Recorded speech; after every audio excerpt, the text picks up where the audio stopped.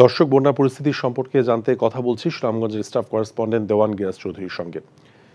গিয়াস, সুনামগঞ্জে বন্যা পরিস্থিতি এখন কেমন দেখছেন আর দুর্গতরা কি সাহায্য পাচ্ছেন?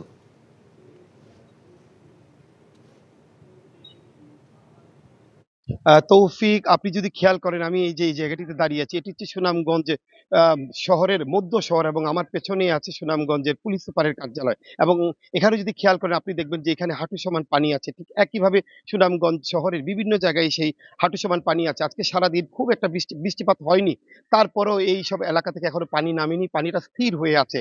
আর আশ্রয় কেন্দ্রগুলোতে আশ্রয় প্রার্থী বন্যার্ত মানুষ গিজগিজ করছেন এবং জায়গা হচ্ছেন এসব এলাকায়। প্রশাসনের পক্ষ থেকে ত্রাণ সহায়তা চালানো হচ্ছে, কিন্তু প্রয়োজনের তুলনায় তা খুবই অপ্রতুল বলে অভিযোগ করেছেন আশ্রয় কেন্দ্রে আশ্রয় নেওয়া মানুষ এবং একই সাথে দুর্গত এলাকার মানুষ। তবে বন্যা দুর্গত এলাকার বেশিরভাগ মানুষের অভিযোগ, এখন পর্যন্ত তাদের কাছে প্রশাসন কিংবা যে জনপ্রতিনিধি আছে তাদের কোনো সহায়তা পৌঁছায়নি। তৌফিক, আমি আরেকটি কথা বলে শেষ করব যে নতুন করে সুনামগঞ্জের যে ভাটি অঞ্চল আছে, দিরাই, সাল্লা এবং জগন্নাথপুরে নতুন করে বন্যা দেখা দিচ্ছে, এবং এইসব এলাকায় বন্যা দেখার কারণে প্রায় ১২ উপজেলার ২০ লাখ মানুষ পানিবন্দী হয়ে মানবেতর জীবনযাপন করছেন, এবং সময় যতই যাচ্ছে মানুষের ভোগান্তি, দুর্ভোগ, দুর্যোগ বেড়েই চলেছে।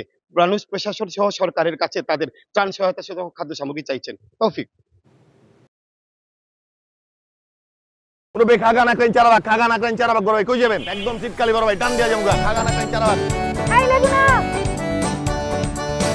ওস্তাদ গানে প্লাস্টিক ওস্তাদ।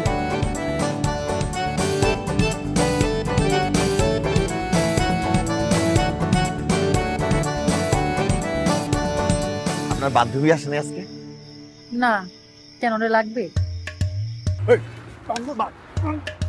কাকা গেল কই? হে পৃথিবী, তুমি আমাকে ক্ষমা করে দিও। কইছি না বাপ তুই না কথা কইরা, কইছি না একবার কলিজার টাইন আছে।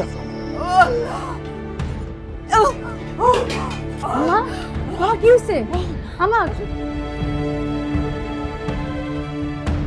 আমাদের মতো মানুষের এইসব দেখা শোভা পায় না।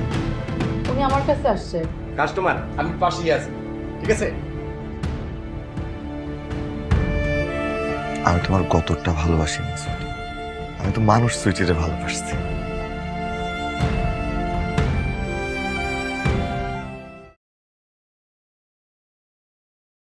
এখন জন্ম সনদ দিয়ে খোলো বিকাশ স্টুডেন্ট অ্যাকাউন্ট। নিজের বিকাশ নিজে কর।